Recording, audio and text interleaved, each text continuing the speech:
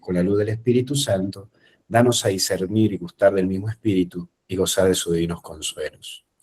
Gloria al Padre, al Hijo y al Espíritu Santo, como era en un principio, ahora y siempre, por los siglos de los siglos. Amén.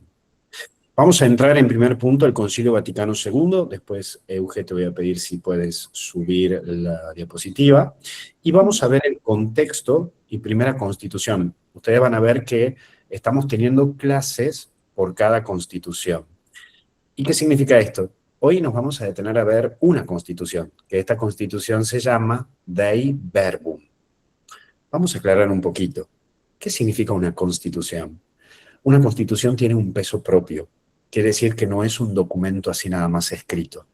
Es un elemento que tiene propio peso. Por eso en este camino que vamos a trabajar, voy a ver el punto del concilio. Y en primer punto vamos a ver que en el módulo de hoy, en lo que vamos a trabajar hoy, es el contexto y de la constitución Dei Verbum, que es una constitución dogmática, es decir, que la Iglesia lo exige que se lo lea, que aquellos que son cristianos comprometidos se inserten en ello, sobre la divina revelación. ¿Y qué es la divina revelación? La palabra de Dios. Hoy vamos a ver cómo se inserta la palabra de Dios en todo esto, para que le explote la cabeza. En el año 1962, señoras y señores, se nos permite que los laicos puedan agarrar una Biblia. Antes no podía agarrar un laico una Biblia y leerla así nomás como la leemos hoy. Antes tenías que ser cura o monja, o tenías que ser una persona especializada, instruida y autorizada por tu párroco. Por ese mismo, hoy vamos a ver este módulo. La próxima clase vamos a ver Lumen Gentium, que es la constitución dogmática sobre la Iglesia hacia adentro, sobre la estructura de la Iglesia. Eso lo vamos a ver en la clase próxima. Y la Sacrosanctum Concilium, que es el tercer módulo, la tercera clase que vamos a tener, vamos a ver la constitución sobre la liturgia. Es un tema que pueden ir viéndolo si quieren, porque el Papa León ya lo está trabajando ese tema. Creo que el Papa León ya sabía que los sanluiseños, los puntanos y Misioneros Digital iban a tocar estos temas, y el Papa se animó a tocar este tema. Y el último módulo que vamos a ver allí en San Luis, si Dios quiere, es la Constitución Pastoral sobre la Iglesia en el mundo actual. Para ir cerrándote un poco cómo vamos a ir trabajando, el primer módulo lo vemos hoy. El segundo módulo, que es Lumen Gentium, es el documento que habla de la estructura de la Iglesia hacia adentro. ¿Qué pasa con los obispos? ¿Qué pasa con los sacerdotes? ¿Qué pasa con los laicos? Entra una figura nueva que se llama laicos consagrados, que eso no existía, no estaba, aquí entra. Vamos a ver en el tercer módulo, en la tercera clase, vamos a ver Sacrosanctum Concilium sobre la liturgia. Recordemos que en el año 1962 se da un giro en la liturgia, ya no es la misa en latín de espalda al pueblo, se propone ahora una misa que esté adecuada a la circunstancia y situación de la comunidad. Después vamos a ver Gaudium et Spes, que es la iglesia hacia afuera, la relación social de la iglesia, es decir, cómo se inserta la iglesia en la sociedad. Ahí hay una diferencia. Lumen Gentium es la mirada de la iglesia hacia adentro, Gaudium et Spes es la mirada de la iglesia hacia afuera. No se asusten, no se preocupen, vamos a ir bien despacito en todo esto, como diría Luis Fonsi, y esto es una manera de la cual ustedes vayan aprendiendo de a poco todo este proceso. Pasamos al siguiente punto, María Eugenia, donde vamos a ver qué es un concilio. Así que entramos a hablar concretamente. Concilio viene de una palabra latina que es conciliar, es decir, reunir, convocar. Miren, cuando el Papa quiere hacer un cambio dentro de la Iglesia, no lo puede hacer solo. Si el Papa quiere hacer un giro, quiere hacer un cambio directo dentro de la Iglesia, tiene que convocar a todos los obispos. Solo no puede. La asamblea del concilio es la unión de todos los obispos de la Iglesia convocada por el Papa. Por eso hasta el obispo de Tucumán fue, el obispo de Buenos Aires fueron los obispos de todo el mundo. Fue una convocatoria gigantesca, porque el último concilio propiamente ecuménico había sido en el más de 500 años, en el Concilio de Trento. Entonces, aquí aparece un punto interesante. Su finalidad es discernir cuestión de fe, doctrina y vida eclesial.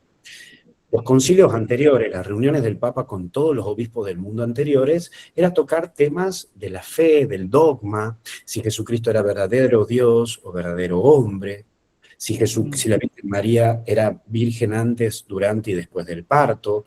Todos estos temas eran temas que se tocaban en los concilios. Pero el Papa Juan XXIII dice, paren un poco, muchachos, esperen un poco.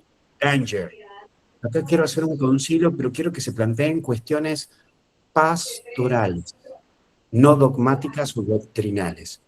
Repito, este Concilio Vaticano II va a plantear cuestiones pastorales, no doctrinales. Por ese mismo motivo, el concilio está acompañado desde los primeros siglos. Ahí está el concilio de Trento, o el concilio de Éfeso, el concilio de Florencia. Hay un montón de concilios, pero este concilio se detiene concretamente a hacer un planteo de cuestiones pastorales. ¿Cómo se relaciona la Iglesia ante la situación de este mundo?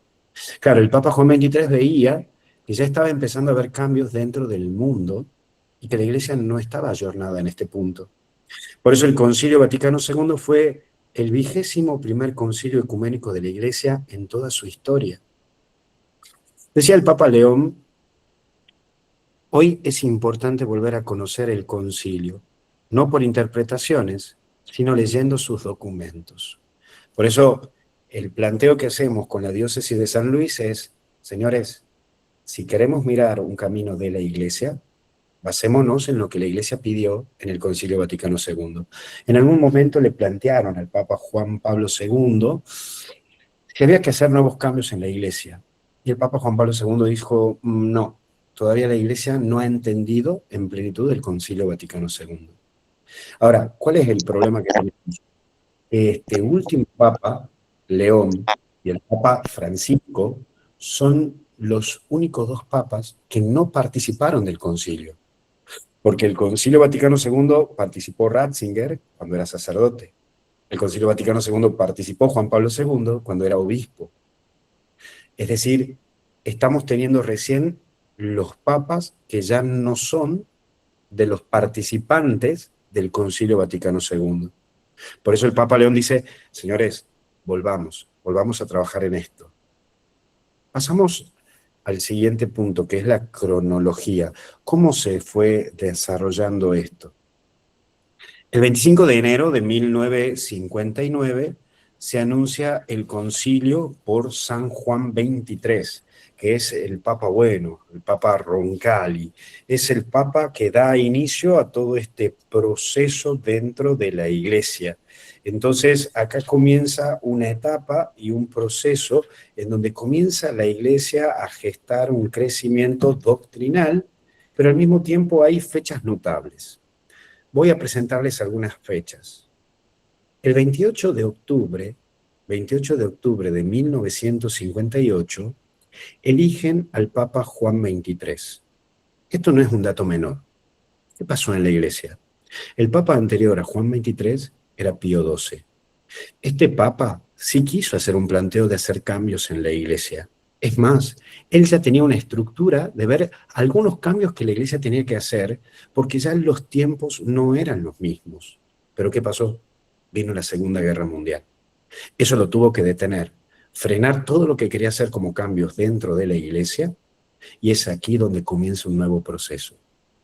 Cuando Juan XXIII asume el papado, recordemos que lo ponen como papa de una manera que sea un papa de transición. Como no se sabía quién podía suceder al Papa Pío XII, porque era un papa muy imponente, que había marcado mucho, decían, elijamos a este viejito bonachón hasta que pensemos bien quién va a ser el futuro papa. Este viejito bonachón, señoras y señores, tiró una bomba el 25 de enero de 1959. Anuncia en San Pablo Extramuros la convocatoria del concilio. Todos los cardenales que estaban ahí con él dijeron, "What do you doing? What? ¿Dónde estamos parados, señoras y señores?" el último concilio había sido hace 500 años atrás. Señor, ¿se está dando cuenta de lo que está pidiendo? Está pidiendo que vengan todos los obispos del mundo a Roma, al Vaticano, para que hablemos de qué. ¿De qué vamos a hablar? Porque ella anunció el 25 de enero de 1959, anunció que quería hacer un cambio, que quería hacer un concilio. Pero ¿qué vamos a hablar? ¿Sobre qué tema doctrinal vamos a plantear? No dijo nada. Hasta que el 15 de julio de 1959, Juan XXIII comunica al cardenal Tardini, que era el secretario de Estado, que el concilio se va a llamar Vaticano II. Vamos a ver acá. Paren un poco. Yo sé que es mucha información de golpe. Concilio, acuérdense que era reunión. Vaticano, porque el lugar donde se van a convocar va a ser en el Vaticano. Y segundo, porque es la segunda vez en la historia de la Iglesia de que se van a Ay, no convocar. me veo esas cosas que no puedo ver. Esa es la No puedo clave buscar. del Vaticano II. Sacad el silencio. Reunión. Sacad el Vaticano, silencio. número, segundo, significa que es la segunda vez que se van a convocar en el Vaticano. En el 25 de diciembre, plena Navidad de 1961, Juan XXIII promulga la Constitución Apostólica Humanae Salutis, a la cual convoca oficialmente al concilio y se fija su apertura en 1962. ¿Por qué les digo esta fecha y este documento? Por un término muy simple. ¿Se acuerdan que yo les decía que cuando el 25 de enero de 1959 dice quiero un concilio, no dijo sobre qué tema íbamos a hablar? Entonces, todos pensaban, el Papa va a plantear si la Virgen María es mediadora o no es mediadora. Otros decían, no, el Papa va a plantear sobre el tema de la celebración de la misa. Otros decían, no, el Papa va a plantear sobre cómo va a ser la función de los obispos en este mundo. Nada que ver. ¿Qué dijo el Papa en este documento? Caja de Pandora. Hablen de todos. Pero llama mucho la atención, ¿saben por qué? Porque el Papa dice, ey, esperen. No tan solo quiero que vengan los obispos, no tan solo quiero que vengan los cardenales, no tan solo quiero que vengan los periodistas. Inviten también a los ortodoxos, a los anglicanos, a los periodistas, a los judíos y a los no creyentes. Madre de Dios. ¿Ustedes se imaginan en ese tiempo lo que este Papa está haciendo? Está pidiendo hasta incluso que entren a una reunión para mostrar los trapitos sucios de la Iglesia a nuestra oposición. Tremendo. Entonces, en este documento llamado Humanae Salutis, ahí hace el planteo del concilio. Y el 3 de junio, y el 1962 y el 1965 son las sesiones conciliares. Pero miren qué curioso. El 11 de octubre de 1962 se inicia el concilio. Pero como Dios siempre toca corazones, ¿qué va a pasar? Dios nos las hace bien difícil, como el partido de Paraguay y Alemania recién. ¿Qué pasa? En el medio del concilio, en lo más hermoso que iba el concilio, se muere el Papa. Se muere el Papa. Y ahí viene la gran pregunta. ¿Qué hacemos? ¿Seguimos? ¿No seguimos? ¿Volvemos a nuestras diócesis? Imagínense, casi 3 años que los obispos están ahí en Roma viviendo. No existía la posibilidad de ir y volver en avión como en estos tiempos. Tenían que ir en barco. Entonces, en el medio de ese concilio eligen un nuevo papa, Pablo VI. Y Pablo VI dice que continúe el concilio. Es por eso importantísimo que se tenga en cuenta todo este contexto cronológico, porque esto no ha sido una decisión de un día para el otro. Esto ha llevado procesos, años y la salud del Papa. El 8 de diciembre de 1965 se termina el concilio, se lo presenta al mundo. Pasamos al siguiente punto. Me encantaría detenerme más, pero sepan que esta clase que hoy les estoy dando es una clase que se estudia en un seminario para sacerdote, para un futuro sacerdote, en un año. Entonces lo estoy tratando de reducir en 4 clases a todo lo que se estudia en un año. Así que hay muchas cosas que lamentablemente les voy a dar que ustedes los vean, ustedes lo estudien, y después vamos adentrando más. ¿Se acuerdan de que yo les decía de Juan 23? Bueno, ¿cuál es la consecuencia en el alrededor del mundo de ese tiempo? Primero, estaban las dos guerras, la Guerra Fría, las dos guerras mundiales que había pasado y la Guerra Fría. Es más, acuérdense que John Kennedy es el primer presidente de los Estados Unidos declarado católico. Y ante esa relación que tuvo con Juan 23, se frenó el bombardeo de armas nucleares entre Rusia y Estados Unidos. Por eso después se le puso el término a Juan 23, el Papa de la Paz.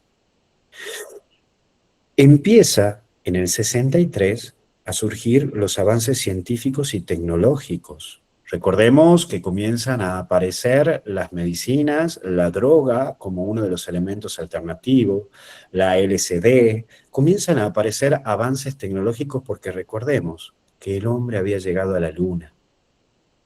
Se hacen los planteos si existen o no existen extraterrestres, si Dios existe o no existe ante un mundo que se nos presenta. Aparece la secularización creyente y también creciente. Comienza a aparecer en el mundo del Oriente cuestiones de Occidente y en el mundo del Occidente cuestiones del Oriente. Comienzan a crearse templos en honor a Buda en Perú, en Argentina, en Brasil. Estas cosas no existían. Sumado a esto aparece la famosa revolución del 63 o el mayo 63, donde comienza el famoso término rock, sexo y rock and roll, ¿sí? Y comienza a aparecer el mundo de los hippies, se acordarán algunos de ustedes, porque veo que hay algunos que tienen más de 60 años, no se vengan a hacer los tontos, así que veo que se la deben saber, seguramente habrán bailado algunas canciones de los Bee Gees o al mismo tiempo de lo que era el famoso conocido Elvis Presley. Comienza todo el proceso desde el 63 al 68, toda una revolución en el mundo de la música, en el mundo de lo social, la vestimenta punk que va a empezar a aparecer, nuevos desafíos culturales y sociales, porque comienzan a aparecer nuevos países, comienza a aparecer incluso la famosa palabra globalización, la expansión de los medios de comunicación, aparece en muchos lugares ya lo que es la radio, la televisión en blanco y negro, comienza a aparecer las comunicaciones en el mundo de la televisión, a través del teléfono también comienza a aparecer, y ya estaba el programa de Mirta Legrand, también en ese momento, comienzan a aparecer muchas cosas llamativas, extrañas, y también aparece la necesidad de una renovación en la evangelización. La evangelización ya tiene que ser distinta. Se acordarán muchos de ustedes que la catequesis o el catecismo se reducía tan solo a saberse las 99 preguntas y que el cura párroco te tome las 99 preguntas. Solo a eso se reducía la catequesis, a una memotecnia. Y desde pequeño, si eras monaguillo, te metían para el seminario, y si entrabas al seminario, estabas con posibilidades de ser cura.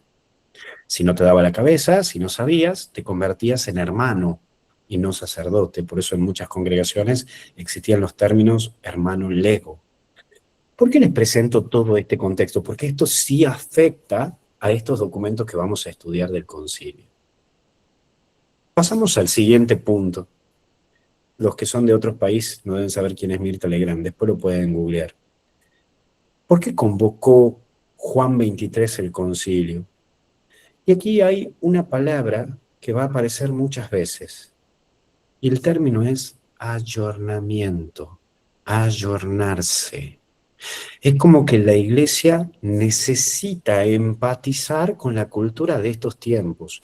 Hay un mundo que está cambiando, y aquí aparece un término. No estamos en un cambio de época, sino que estamos en una época de muchos cambios. Es decir, el mundo se está acelerando demasiadamente. Ustedes lo pueden observar. El pensamiento de un chico de 10 años de hoy no es el mismo pensamiento de hace 10 años atrás de un chico de 10 años. Han cambiado los términos. Por eso el Papa dice, la Iglesia tiene que ayornarse a estos tiempos. Que obviamente la oposición va a usar esta tarjeta y va a decir, pero la Iglesia no es del mundo. ¿Por qué se está mundanizando la Iglesia? Eso es la oposición. Y Juan 23 va a decir, es que la Iglesia tiene que estar en diálogo. Por eso les recomiendo, si está en las posibilidades, busquen en la página de Vatican BA, traten de buscar la carta a Diogneto. Esa carta del año 99, 90 después de Cristo, habla sobre cómo vivían los cristianos en el mundo. Están en el mundo, pero no son del mundo. Por eso el Papa quiere volver a ese tipo de iglesia, a ese tipo de iglesia desde el 33 después de Cristo hasta el 120 después de Cristo. A esa iglesia quiere volver el Papa. Dice, la iglesia se quedó en el mundo medieval. Tiene que volver a los orígenes. Por eso el Concilio Vaticano II va a tener gran cantidad, una gran cantidad de respaldo de escritos de los primeros cristianos, de los padres de la iglesia. Entre esos, San Agustín, San Hilario de Poitiers, San Irineo de León. Teniendo en claro esto, dice que presenta mejor el Evangelio al mundo moderno, porque obviamente a lo que él tiende y a lo que él quiere es, hoy tenemos que anunciar la buena noticia. Nos hemos detenido en anunciar doctrinas, pero tenemos que volver a anunciar la buena doctrina. Y la buena noticia, ¿cómo la tengo que anunciar? En un nuevo modo, nuevo en su ardor y en su expresión.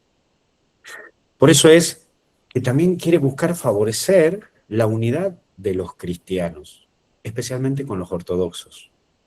Esto es un camino que se lo viene haciendo desde hace más de 50 años. Acuérdense que el Viernes Santo, cuando uno participaba de la celebración del Viernes Santo, en la oración universal aparecía el término, pidamos por los pérfidos judíos, los pérfidos. Y ese cambio después llegó a decir, pidamos por nuestros hermanos mayores, los judíos. Empiezan a ver cómo empieza a mostrarse un cambio en la figura de la iglesia, en la convocatoria a los hermanos ortodoxos. Antes estaba excomulgado un católico apostólico romano si participaba de una ceremonia ortodoxa. Comienza a cambiar. El Papa Juan XXIII convoca a este concilio a los ortodoxos que participen. Y aparece un impulso a la renovación pastoral, hacerlos partes a ustedes, que los cristianos, todos, participemos de la evangelización, no tan solo curas o monjas, todos. Y promover una mayor participación de los laicos. Este es el otro punto. Esto es un planteo que también se viene haciendo, porque la Iglesia dice, en este siglo, la Iglesia va a ser guiada y llevada por los laicos. El Papa ya estaba viendo que estamos disminuyendo los sacerdotes y que necesitamos un compromiso de los laicos para que se mantenga la Iglesia. Por eso es un planteo de concientizar. ¿Por qué te hemos convocado a este encuentro? ¿Para qué te estamos llamando a que te pongas las pilas y estudies? Amigo, amiga, abra los ojos y dése cuenta que ya la Iglesia no es mantenida solamente por los curas, es por todos. Si no te pones las pilas, la Iglesia cae. No me vengas con que, no, porque el párroco no me lo permite, porque la Iglesia... No, vos sos Iglesia. Como decía Madre Teresa de Calcuta, ¿crees que haya cambio en la Iglesia? Bueno, comienza por vos y por mí. Este es un término de la Iglesia que es de todos. No es tan solo del cura y la monja, es de todos. Como también para llegar a la santidad, no es necesario que seas cura o monja.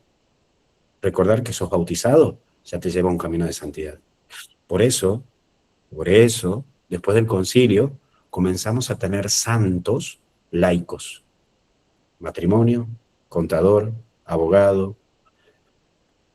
Yo lo pondría a Messi y a Scaloni, pero no me lo permiten todavía.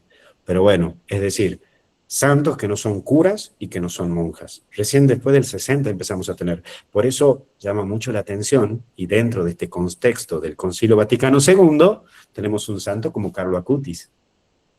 Esto hace 70 años no estaba permitido o no estaba pensado que un tipo joven pueda ser santo sin ser cura, sin ser monja o sin pertenecer a alguna orden religiosa, como dominico, franciscanos, etc. Pasamos al siguiente punto. Dentro del contexto, vuelvo al concilio, que aquí está el documento, pueden adquirir de distintas ediciones, de distintas editoriales. Yo les sugiero, si quieren esto trabajarlo en su comunidad parroquial, si lo quieren trabajar con su grupo, un escrito bastante pragmático es de la edición Paulinas, ¿sí? Es de la editorial Paulinas. El mío ya está muy viejito y subrayadísimo, pero si ustedes lo quieren leer porque es de una fácil lectura. Edición Paulinas, documentos conciliares. Les recomiendo si lo quieren trabajar con personas de una manera, como podría decirle, más entre una rueda de mate o de un buen café guatemalteco. De la edición de autores cristianos, de la BAC, es más sutil y sí es para ser estudiado. Es más, trae el texto original en latín y la traducción al castellano, por si ustedes quieren ver realmente el espíritu del que fue escrito. Acuérdense que todo traductor trae su tradición, pero te trae el texto madre y te trae la traducción, sumado a que anota de pie de página, te trae el contexto. Esto es más para estudiar. Esto es como para que te ponga las pilas, te lleve tiempo y los estudies, ¿sí? También, obviamente, depende. Si querés gastarte poca moneda, usa Si querés perder tu aguinaldo, compra ¿sí? Y el aguinaldo y capaz que 2 sueldos más. En fin.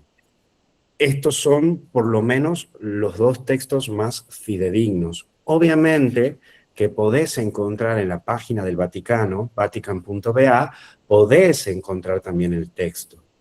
Eso lo podés elegir según tu modo de estudio. Yo me voy a basar en todo esto desde la VAC, porque estamos aquí estudiando, ¿sí? Después, si ustedes lo quieren bajar, usan el otro. En este documento, o mejor dicho, en este gran libro del Concilio Vaticano, tenemos 4 constituciones. Es decir, cuando estamos hablando de constituciones, estamos hablando de que el escrito se tiene que llevar a cabo sí o sí dentro de la Iglesia. Estamos hablando de que es una constitución en cual tiene una fecha de inserción dentro de la Iglesia Católica que lo marca el Papa, con los obispos en el concilio. 9 decretos, los decretos es para temas muy simples y concretos. Esa es la diferencia. La Constitución es para todos, es transversal a toda la Iglesia. Cura, monja, laico, obispo, arzobispo, papa, todo, Constitución. Decretos para cosas muy concretas. 9 decretos que refieren, por ejemplo, a los seminarios, a la vida de los laicos consagrados, a la misión. Decreto, por ejemplo, también para cómo tienen que estar la formación de los futuros sacerdotes. Esos son decretos, porque ya es algo específico. Y después 3 declaraciones, que el término declaración es dirigido al mundo católico, al mundo no católico, a los ortodoxos. Y las constituciones son los textos de mayor autoridad doctrinal. Tienen mucha... Ahí después le voy a pedir que por favor investiguen el término yuxtaposición, con Y, yuxtaposición. Eso va a ayudar mucho a que puedan ir entendiendo cómo se fue armando el documento. Las 4 constituciones son la Dei Verbum, que es la que estamos viendo hoy, que va a tratar sobre la Biblia, sobre la palabra de Dios, Lumen Gentium, sobre la Iglesia, Ad Intra, sobre la Iglesia hacia adentro, cómo va a ser la jerarquía, cuáles van a ser los límites de la jerarquía, hasta dónde entra un diácono, hasta dónde entra un obispo, hasta dónde entra un sacerdote, hasta dónde entra un religioso, una religiosa, etc. La Sacrosanctum Concilium, que va a tratar propiamente de la liturgia, no tan solo de la misa, sino de los sacramentos, cómo se tiene que celebrar el espíritu.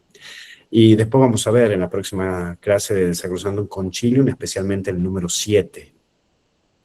Y la Gaudium et Spes, que es de la relación de la Iglesia con la sociedad, la Iglesia con el mundo. Este concilio ha ayudado mucho al ecumenismo. a acercarse otras religiones con nosotros. Pasamos ahora concretamente a la clase que nos especifica hoy, la Dei Verbum. Dei Verbum. ¿Por qué estamos usando una palabra en latín? Recordemos que la lengua oficial de la Iglesia Católica Apostólica Romana es el latín. Por eso, todo documento que se emite desde el Vaticano se emite en latín. Y los nombres de los documentos es el nombre con quien comienza el documento. Si esta palabra Dei Verbum comienza hoy en este documento, es porque comienza el documento diciendo Dei Verbum Domini. Entonces, el término o el título de un libro es con el que comienza las primeras palabras de un libro.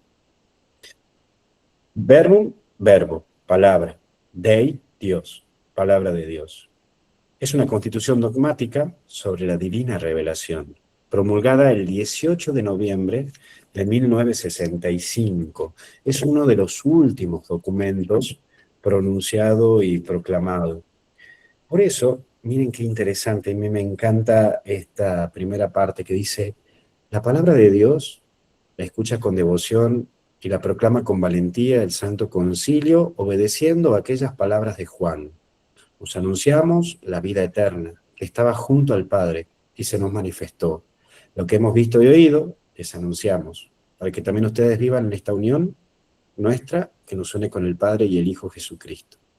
Y así, siguiendo las huellas del Concilio Tridentino y Vaticano I, te está diciendo acá, esto no es que lo decidimos ahora, esto es un camino que venimos haciendo hace 500 años. ¿Sabes por qué te dice el Concilio Tridentino? Porque en el Concilio de Trento, recién ahí tenemos la Biblia. ¿En serio, padre, que no la tenemos la Biblia desde el año 34? No, la Biblia como tal la tenemos en el Concilio de Trento, en la Edad Media. Concilio Vaticano I se formula más el acentuarse sobre la palabra de Dios. Acuérdense que el único que podía proclamar la palabra de Dios, predicar la palabra de Dios, eran los dominicos. ¡Son los dominicos! De ahí viene el término orden de predicadores. Vaticano I recién permite que la mayoría de los curas podamos predicar. ¡Wow! Por eso nos llevan años luz los evangélicos. Si los evangélicos en la Edad Media podían leer la Biblia, nosotros estábamos medio atados.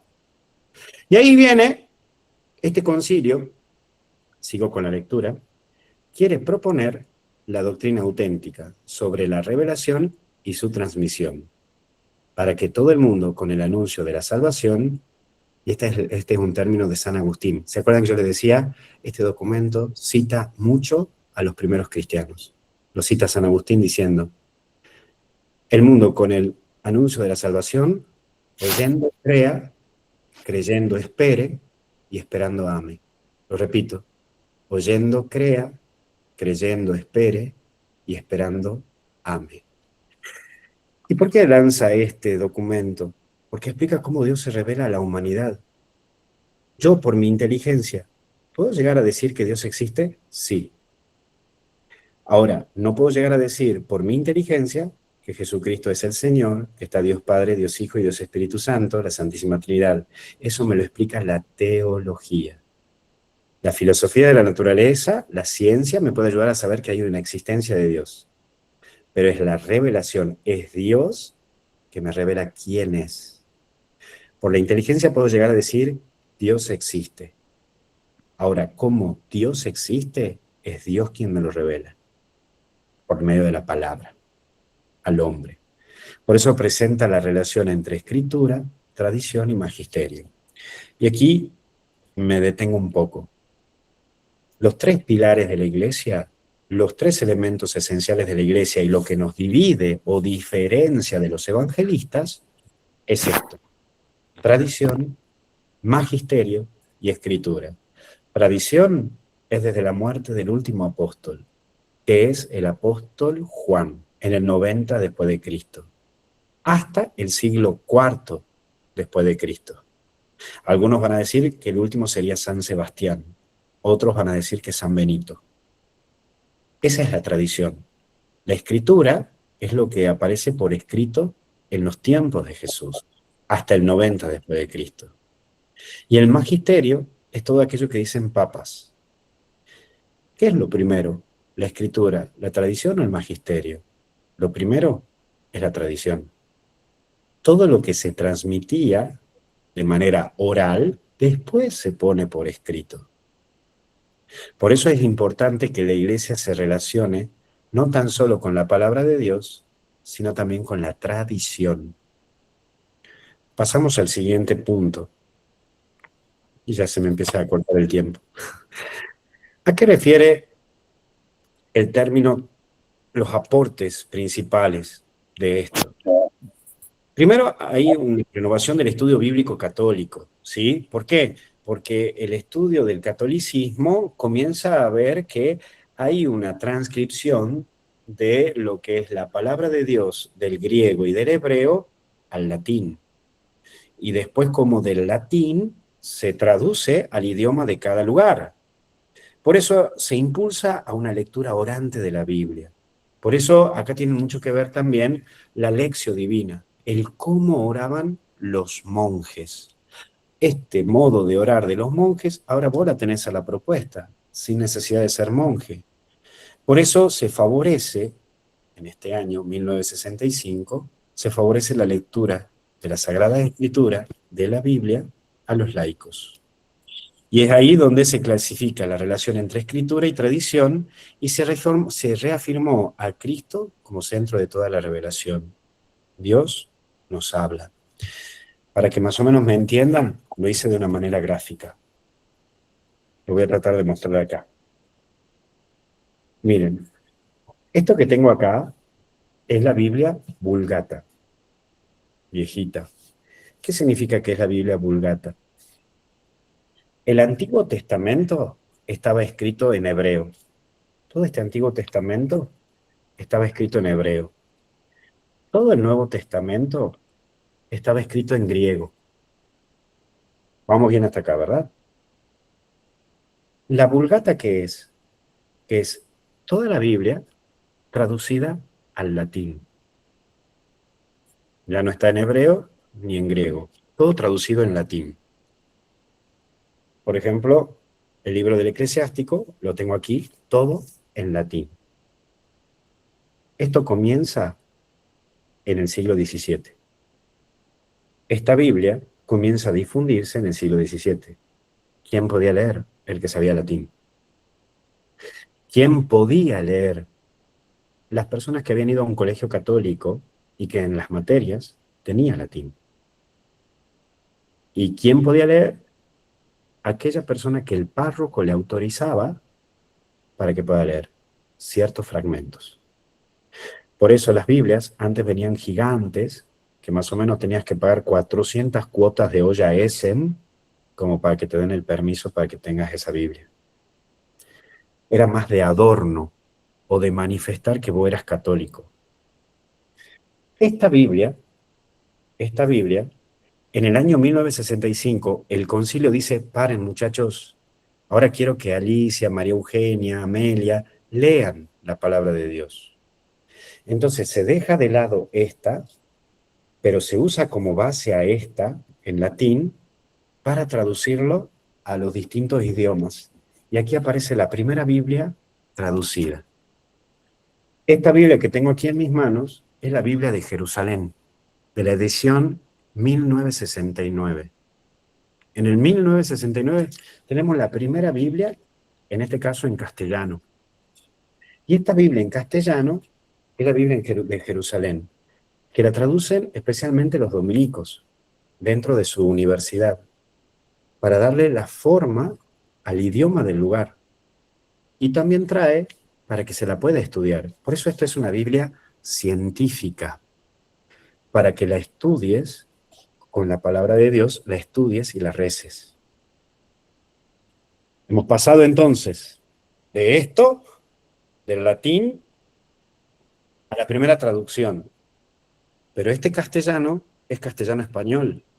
Acá encontramos el término Jesús dijo, vosotros sabéis, tomad y comed, Jesús se encontró con los apóstoles. Uno de vosotros me va a entregar. Es como que cuando vos lees esta Biblia, es como que si estás escuchando El gato con botas. Esta. Por eso, esto es 69. En el año 74, 75, dicen, pero muchachos, paremos. Esto es muy español. Esto es demasiado español para nosotros. Entonces, en el año 75, 74, se convocan estudiosos de la Biblia y hacen la primera Biblia de Latinoamérica, es decir, la Biblia de América. Esta Biblia, la Biblia de América. ¿Y cuál va a ser la diferencia? Esta está para ser estudiada y con la traducción directa del latín, y esta está adecuada al idioma de Latinoamérica. Si vos lees la Biblia de Jerusalén, como es traducción directa del latín, dice, es como más robótico. Jesús encontrarse con mujeres, decirles, ustedes o vosotros sabéis. En cambio esta, la de América, dice, Jesús partió, fue sin demora, se encontró con sus discípulos. Está como más ayornada para que uno pueda hacer una lectura de esto, para que lo pueda orar, una lectura más orante. Esta es la Biblia de América. Después, en la década del 90, del 80, va a surgir la Biblia de nuestro pueblo. Es una Biblia que es un complemento, esta Biblia es un complemento entre Biblia de Jerusalén y Biblia de América. Es un complemento, porque es para estudiarla y para leerla. Te trae lo mismo que trae la Biblia de Jerusalén, que te trae unos apartados con unas cositas, con unos números al costado para que los busques, y con la nota de pie de página científica, y con una lectura rápida. Pero, como los argentinos no nos podemos quedar afuera, en el 94, la Argentina lanza su propia Biblia, que se llama la Biblia Pueblo de Dios, que es una Biblia de lectura más rápida y que está con traducción para que lo entienda el argentino. Lo hago así muy fácil.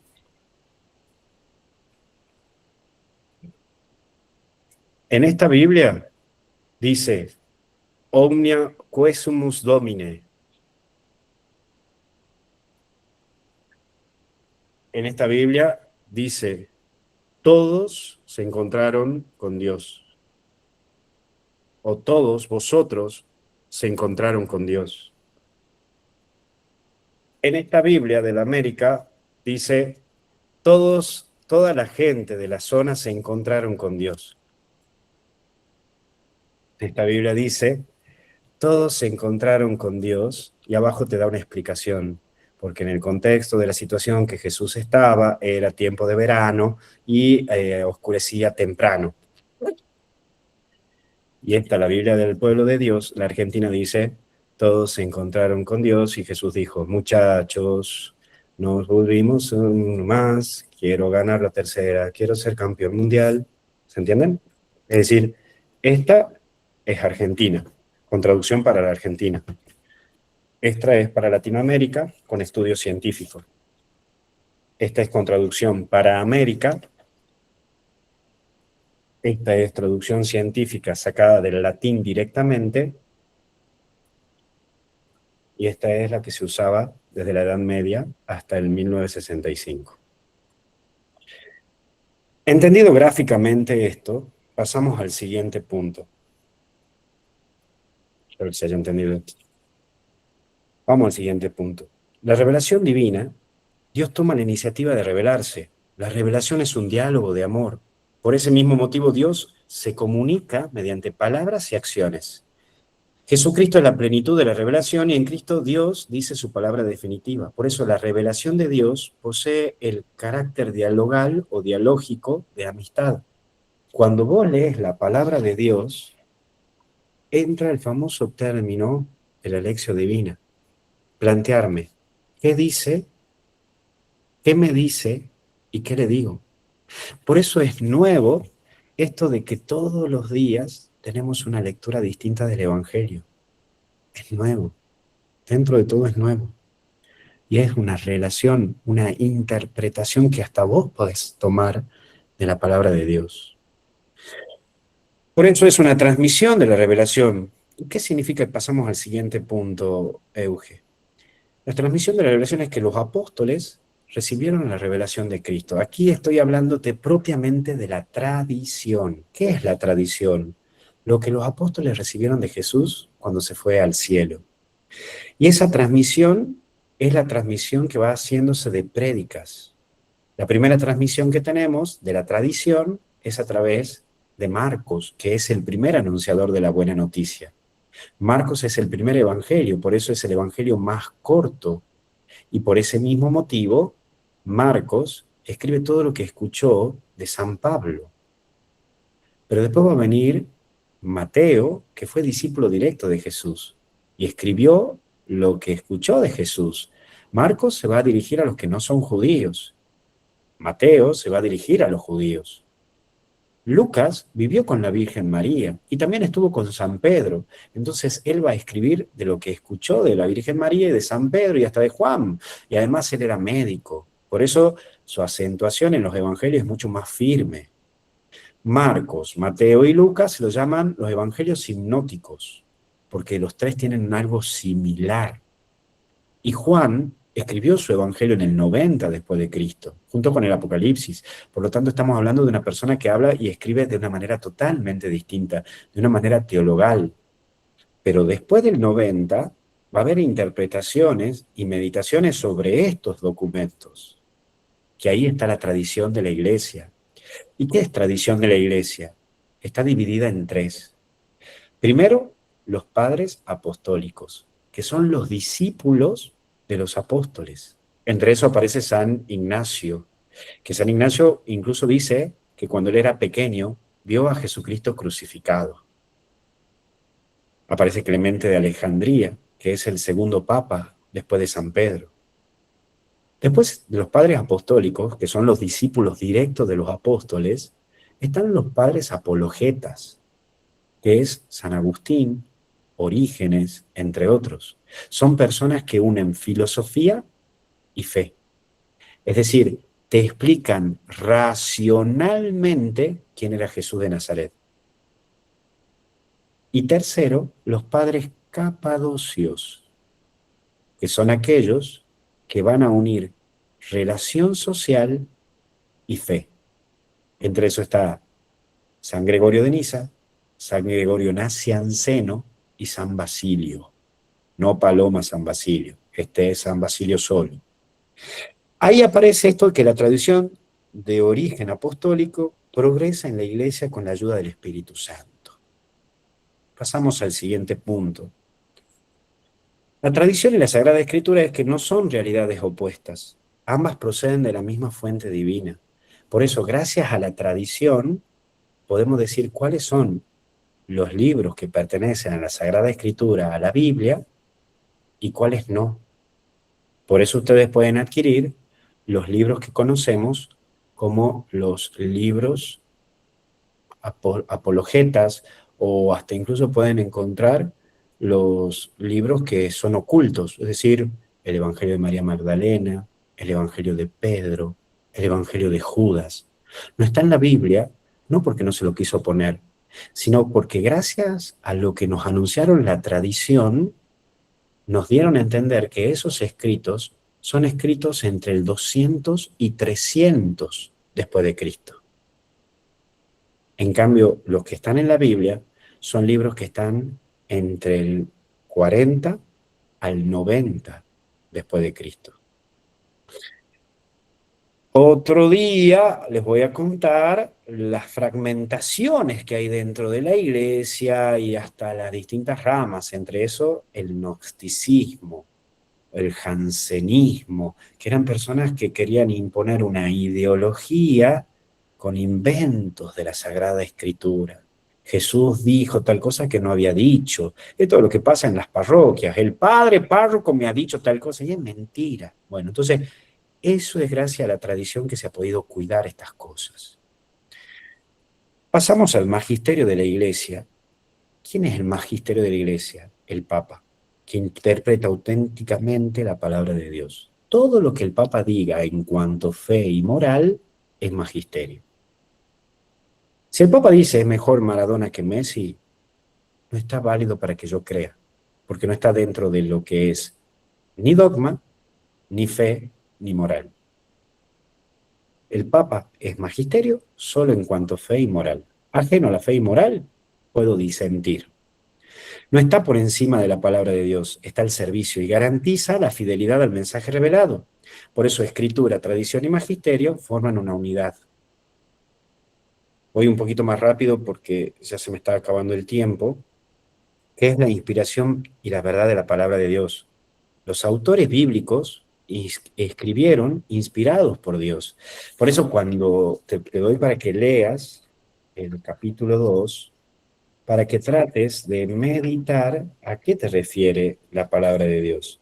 Es decir, dice en el número 3, Dios, creando y conservando el universo por su palabra, ofrece a los hombres en la creación un testimonio de sí mismo.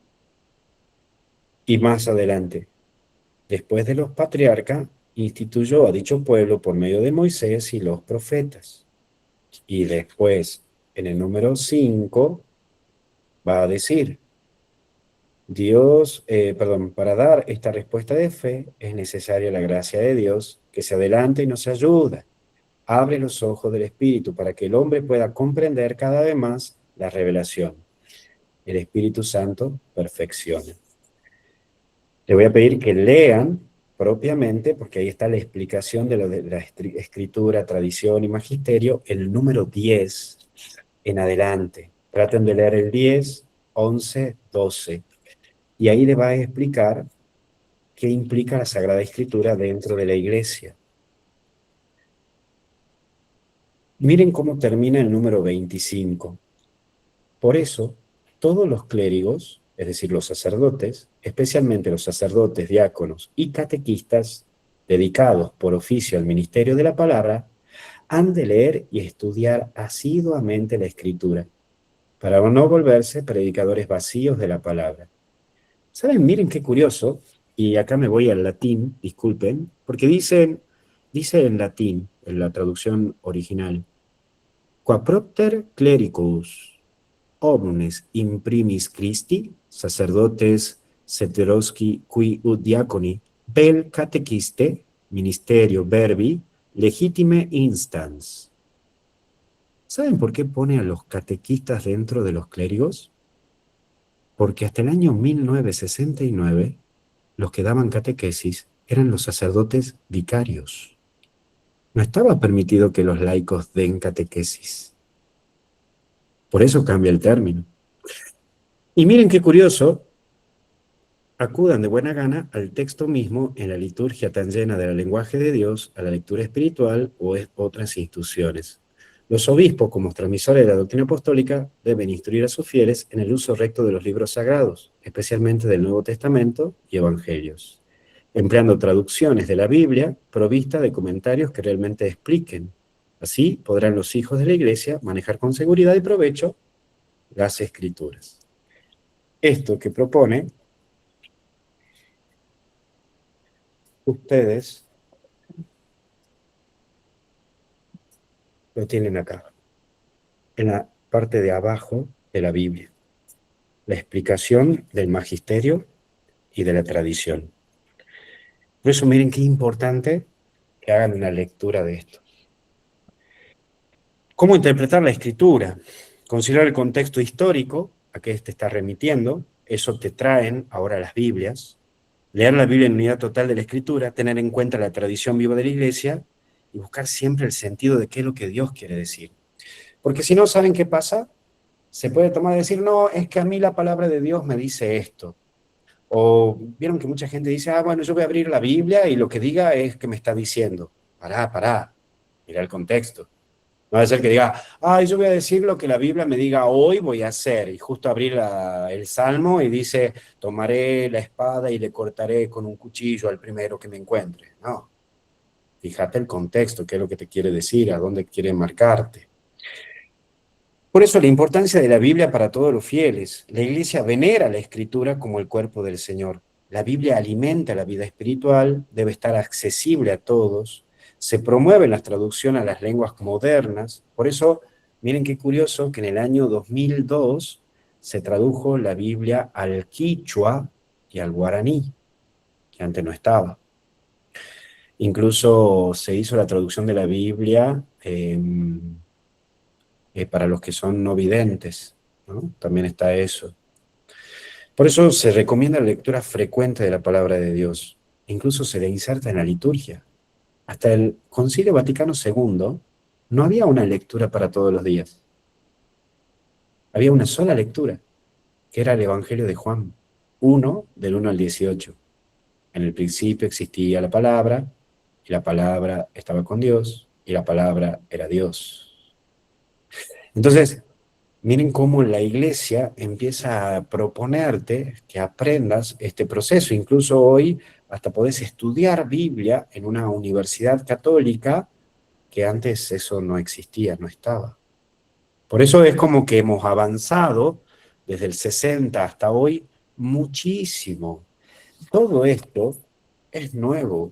Todas estas Biblias y estos modos son nuevos, con nuevas interpretaciones, con nuevas cosas. La aplicación a tu celular con la Biblia, tremendo. Por eso termino con los documentos conciliares, va a decir el Papa Benedicto XVI, los documentos conciliares no han perdido su actualización con el paso de los años. Al contrario, sus enseñanzas se revelan particularmente pertinentes ante la nueva instancia de la Iglesia y de la actual sociedad globalizada. Es muy interesante porque el Papa Benedicto XVI participó del Concilio Vaticano II, participó, estuvo. Entonces, si hay alguien que sabía muy bien el tema del Concilio Vaticano II, era Benedicto XVI y Juan Pablo II, que era obispo en ese momento. Entonces, por eso me parece importante que ustedes lo tengan en conocimiento de lo importante que fue Benedicto XVI. El Concilio Vaticano II ha marcado un rumbo a toda la Iglesia y por eso es algo que es fundamental en el camino de la fe y de la historia. Por eso les recomiendo que busquen Hermenéutica del Concilio Vaticano II de Benedicto XVI, que lo pueden encontrar en vatican.ba. Estoy tratando de buscar la hermenéutica del Concilio Vaticano II, la pueden encontrar allí. El Papa en el 2008 lo plantea y ahí lo pueden adquirir, la verdadera hermenéutica. Y el Papa va a decir, hay una continuidad de lo que es propiamente la hermenéutica del concilio. Concretamente el Papa lo plantea en el 2013. Así que eso lo va a hacer el planteo, ¿sí? Y pueden hacer las preguntas ahora, pueden escribirlas. María Eugenia, te voy a pedir que me las leas. Mientras tanto, se están escribiendo sus preguntas. Me gustaría repetirles tres cosas. Primero, las dos ediciones del Concilio Vaticano II que me parecen lo mejor para una cuestión pragmática pastoral, la de la editorial Paulinas, para la cuestión propiamente de trabajo y de estudio, la BAC, Biblioteca de Autores Cristianos. Cuando a uno le preguntan, ¿qué Biblia puedo comprar? Siempre la respuesta es, depende. ¿Depende a qué? Si vos querés realmente y sabés latín, acá tenés una traducción sumamente directa. Si vos querés estudiar la Biblia, desde la tradición, desde el magisterio y querés profundizar en relación Antiguo y Nuevo Testamento, te recomiendo la Biblia de Jerusalén. No es una Biblia para que la uses en la catequesis, ni que la uses para leer una lectura delante de la gente, porque es muy robótica, porque es una traducción directa de esta. Entonces, como que te está llevando directamente que lo leas y lo compares con la traducción. Si realmente querés una lectura fluida y sos de Latinoamérica, entonces lee esta, la de Biblia de América o Latinoamérica. A mi modo de ver, para la catequesis, para enseñar, para alguna clase, la Biblia de nuestro pueblo, del padre Alonso Shekel, es una de las mejores que tiene un buen complemento, porque tiene traducción científica, tiene un buen fluir para la lectura y te trae explicaciones lindas de la tradición, del magisterio, los símbolos, te lo dice abajo qué significa, te va llevando a dónde podés buscar, incluso en los inicios de cada libro de la lectura del Antiguo Testamento, del Nuevo Testamento, te da una introducción, cómo se vivía en cada momento, te trae el mapa de cómo Jesús iba recorriendo, incluso te trae, por ejemplo, te trae también un vocabulario y hasta incluso te trae las lecturas para cada día. Entonces como que tenés acá toda una traducción muy importante. Y después, la Biblia del Pueblo de Dios, que es una traducción argentina. Esto es más para el que da catequesis, ¿sí? Y esto es algo que es propiamente para aquellos que trabajan en la catequesis. Esto es más para una lectura fluida, para el que está aprendiendo a leer la Biblia, digamos. Pero no trae tantas notas al pie de página como trae este, ¿sí? Este es como más científico, esto es para la lectura. Esto es muy similar a este que es la Biblia de América. Bueno, María Eugenia, escucha las preguntas y voy respondiendo. Sí, padre. Eh, bueno, agradecerte tu exposición. Todo este contexto histórico es re importante, muy enriquecedor, así que muchas gracias. No hay muchas preguntas. Eh, Preguntan si María Magdalena tenía evangelio. No, María Magdalena no tenía evangelio. Aparece una secta que se llaman los gnósticos y ellos van a escribir un evangelio buscando meter su ideología dentro de la iglesia y la tratan de presentar como que era el evangelio de María Magdalena para llamar la atención y para tratar de incluirla. Los gnósticos es una secta que va a surgir en el siglo II después de Cristo, y para ellos Jesucristo comienza a ser el Hijo de Dios en el momento del bautismo, no desde el nacimiento. Y según los gnósticos es una combinación de energías. Por ese mismo motivo, de ahí también va a surgir lo que hoy conocemos como el Reiki. Jesús sanaba con energías. Esta secta comienza a introducirse dentro de la iglesia en el siglo II y hasta incluso usan a los ángeles, tratan de meter todas esas ideologías en un escrito llamado Evangelio de María Magdalena. Por eso ese evangelio es como muy supersticioso. Hay una parte que dice, Jesús se peleó de sus amigos y los mató a todos, pero después les impuso las manos y los resucitó. Es como que presenta a un Jesús muy Superman, ¿no? Entonces, pero claro, después se comprueba que este evangelio fue escrito en el siglo II, es decir, en el 180, 190. Quiere decir que ya no hay testigos oculares que compartieron con Jesús y no está la posibilidad de que alguien haya escrito lo que haya visto o que alguien le haya dictado. Entonces, como que está muy manipulado para que se inserte. Entonces, lo mismo pasa con el evangelio de Pedro, que escribe otra secta con su ideología que se llama el jansenismo, los jansenistas, en donde ellos decían que para llegar al cielo era por pura voluntad. Entonces, para meter esas ideologías, usan estos términos, pero si ponen Evangelio de Luis Asano, no la lee ni el perro. Entonces, por eso ponían Evangelio de María Magdalena o Evangelio de Pedro, porque así la gente iba a interesarse en la lectura. Gracias, padre. Otra pregunta, ¿los lefebristas están en contra de todo el Concilio Vaticano II?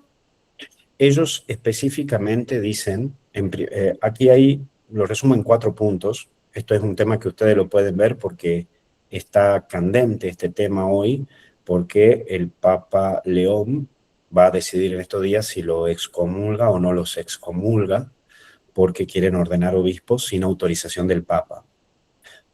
4 puntos muy concretos. Para ellos, el último Papa es Pío XII. Ellos dicen que Juan XXIII no es Papa. Segundo punto, ellos no aceptan el concilio porque dicen que el concilio lo que hace es mundanizar a la iglesia. Tercer punto, ellos no aceptan concretamente cambios en la liturgia. Ellos dicen que no está permitido introducir el mundo en lo sagrado. Y cuarto, ellos no aceptan que los laicos tengan una participación dentro del ámbito de la iglesia. Para ellos no puede haber una participación del laico de una manera activa. Tiene que ser más clerical.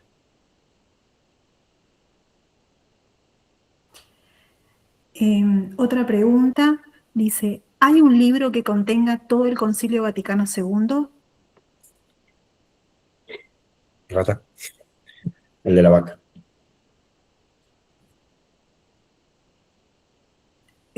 Otra pregunta, ¿se puede renovar sin traicionar? ¿Dónde está la línea entre ayornamiento y perder la esencia? Hay un término que se va a usar dentro de la iglesia, que eso lo veríamos en la próxima clase, que se llama la yuxtaposición.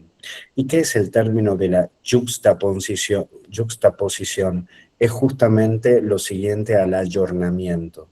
La yuxtaposición es buscar el punto quiebre, el punto límite, y buscar la moldeabilidad hasta dónde sí y hasta dónde no. Ese término lo comienza a usar el Papa Pablo VI. Hoy hemos usado el ayornamiento, que lo usa el Papa Juan XXIII, que hemos hablado en el inicio, que después se muere en la mitad del concilio. Y ante esta pregunta que acabas de hacer, aparece el término hasta dónde sí y hasta dónde no, cuál es el límite. Entonces el Papa Pablo VI presenta el término yuxtaposición, el buscar que todos los obispos junto al Papa disciernan hasta dónde son los puntos quiebre, hasta dónde son los puntos límites. Gracias, padre. Otra pregunta, padre, ¿cómo podría hacerse que el estudio teológico y bíblico sea realmente accesible a todos como pide el concilio? Porque uno a veces tiene ganas de estudiar, pero las cuotas dentro de las universidades son tan caras que terminan limitando el acceso otra vez. Esto es un curso que hoy estamos realizando. Capaz que después se juega con un buen asado el obispo de San Luis y capaz que lo podemos hacer al curso ese gratirola, especialmente el punta de espalda, que es un corte que tienen los puntanos ahí y que me lo tienen que dar a conocer. Otro puede ser FASTA, que la Universidad de FASTA junto con Misioneros Digitales damos cursos y hay cursos gratuitos. El CELAM también da cursos gratuitos sobre la Biblia, también lo pueden adquirir a través de su página web. Padre, también preguntan si el material que compartiste lo pueden tener, puede ser accesible a todos. Seguramente que la comunidad de la diócesis de San Luis después lo va a compartir, lo está en YouTube, así que tranquilamente después lo pueden adquirir. Bueno, padre, creo que no hay ninguna pregunta más. Les dejo ahora las tareas, ¿sí? Les voy a dejar 3 tareas para que, por favor, lo puedan ir trabajando para la próxima clase. La primera Padre, tarea... perdón Sí, que te interrumpa, acá hay otras preguntas que dice, ¿hay algún punto de contacto entre el Concilio Vaticano II y Aparecida? sí.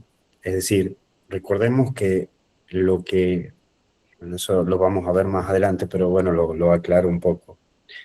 El Concilio Vaticano II se lo presenta a todo el mundo en el 65. Eso que se presenta a todo el mundo se tiene que adecuar a cada continente. Esa adecuación a Latinoamérica se lo hizo con el Papa Pablo VI cuando vino a visitar Latinoamérica, el primer papa que viene a Latinoamérica, que se llama el documento Medellín. Esa es la bajada del Concilio Vaticano II en Medellín a Latinoamérica. De Medellín a la Argentina, la bajada es a través de un documento que se llama Documento de San Miguel. Y después cada diócesis va haciendo la bajada en cada respectivo documento de su propia diócesis. Ahora bien, cada 10 años, aproximadamente, cada 10 años se tiene que ir actualizando esa bajada. Por eso después de Medellín, pasado los 10 años, vino el documento de Puebla. Pasado los 10 años, vino el documento de Santo Domingo. Pasado los 10 años, vino el documento de Aparecida. Y después, pasados los 10 años, el Papa Francisco dijo, esperen, no sigan actualizando porque todavía no se terminó de actualizar con lo de Aparecida. Por eso todavía estamos a la espera. Pero cada continente va haciendo la actualización y bajada del Concilio Vaticano II. Esto va a llevar por lo menos 100 años. Recordemos que la bajada del concilio anterior fue 500 años. Por eso hasta el día de hoy, que después vamos a ver, por eso hasta el día de hoy existe el guión de misa. ¿Por qué está el guión de misa? Porque como todavía la gente no sabe el nuevo rito, alguien te va explicando y orientando. Se han pasado 50 años y todavía la gente no se acostumbra al nuevo rito. Pero el guión de misa no es propiamente que es algo que ya está dentro de la liturgia. El guión de misa es para guiarte a este nuevo punto de misa que estamos teniendo. En algún momento desaparecerá, cuando todos ya lo sepan, al rito católico del Concilio Vaticano II. Una última pregunta, padre. Acá dice, ¿por qué dicen la sede vacante del Papa? Para ellos no hay papa. Está vacante. Todavía no hay un papa. Que ahí está para mí el punto de egoísmo. Voy a decir que hay papa cuando esté acomodado a lo que yo pienso. Si no está acomodado a lo que yo pienso, entonces no hay papa. Ahí está el problema. Muchas gracias, padre. Bueno, les dejo ahora la tarea. Dejen de escapar a Bueno, dejar de comer, pónganse a laburar, por favor. Dejen de hacer preguntas para hacer tiempo. Están igual que mis alumnos de la universidad, que me empiezan a hacer preguntas porque no quieren saber las tareas. Van a buscar en vatican.va, o pueden buscarlo en el libro del concilio, el discurso del Papa Juan XXIII a la inauguración del concilio. Eso lo pueden buscar en vatican.va con la fecha del 11 de octubre de 1962. Discurso de inauguración del concilio por Juan XXIII. Es tremendo ese discurso, porque hasta incluso habla profetas de calamidades. Dice a algunos cardenales, así le dice a algunos cardenales, los que ponían palos en la rueda, porque no todos estaban de acuerdo con estos cambios. Les leo así muy simple. Los concilios ecuménicos cuya celebración figura en letras de oro entre la gloria de la Iglesia, se celebraron muchas veces con grandes dificultades, muy dolorosas, a causa de las injustificadas injerencias de la autoridad civil. Los príncipes de este mundo se proponían a veces, con toda sinceridad, proteger a la Iglesia, pero estos muchas veces con daños y peligros espirituales, pues a menudo se dejaba llevar por motivos políticos y buscaban en exceso sus propios intereses. Es como que el Papa es duro diciendo, muchachos, tenemos que buscar por la Iglesia, no tenemos que ver nuestros propios intereses. Le está diciendo al cardenales y obispos, ¿eh? Es durísimo el Papa. Les dejo para que lo lean y me hagan una síntesis de este escrito. Esa es la primera tarea que les dejo. La segunda tarea que les dejo, porque acá no han venido a pasar de jolgorio, acá han venido a laburar, me van a leer el punto número 5 del documento de Verbum, el punto número 7 el punto número 8, el punto número 10, y después van a leer el punto número 12, 13 y nada más. Eso lo van a leer de aquí. Con eso, ustedes van a tener una mirada, porque yo lo que acabo de presentarles en esta clase es la de Iber. Hice una síntesis, pero ustedes tienen que leerlo. Tienen que leerlo y tienen que, con estas estructuras que yo le acabo de pasar a sus cabecitas, ustedes cuando lo lean, tienen que recordar todo eso, de la Dei Verbum, de este libro. Entonces, ustedes cuando lean ahora la Dei Verbum, van a ir viendo todas estas cosas. La clase que viene, cuando veamos el otro documento y el contexto que se estaba viviendo, van a ir entendiendo cómo va habiendo cambios de mirada y hacia dónde va apuntando la iglesia. ¿Sí? Bueno, padre, ¿Algo más? sí, a todas las preguntas que están poniendo, quédense tranquilos que lo vamos a pasar bien detallado por el grupo de WhatsApp, ¿sí? Bien. Vamos a pasar toda la tarea. Perfecto.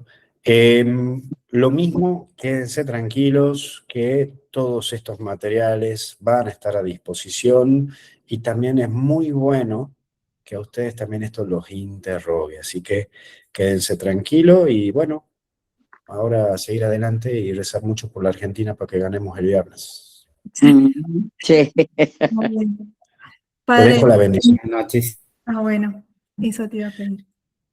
Dios te salve María, llena eres de gracia, el Señor es contigo. Bendita tú eres entre todas las mujeres, bendito es el fruto de tu vientre, Jesús. Santa María, Santa Madre de María, Madre de Dios, Dios, ruega por nosotros pecadores, ahora y en la hora de nuestra muerte. Amén. Santos ángeles de Dios los proteja, en el nombre del Padre, del Hijo y del Espíritu Santo. Amén. Amén. Chao. Gracias, Padre, un gusto. Muchas gracias, Padre. Gracias, Bendiciones, Padre, un gusto. Muchas gracias. Muchas gracias, Padre. Santa noche. Gracias, gracias. Bueno, los que, antes de que se vayan, bueno, contarles que vamos a utilizar el mismo enlace de Google Meet, que lo vamos a estar compartiendo en el grupo, y bueno, agradecerles a todos de corazón por haber participado de este primer encuentro. Así que bueno, muy agradecidos a todos, que tengan Muy una amable, linda muy noche. amable. Muchas gracias. Gracias, María Muchas Eugenia. gracias, María. Gracias. Feliz Bendiciones. noche a todos. Bendecida noche para todos. Gracias. Igualmente. Muchas gracias. Igualmente, bendecida noche.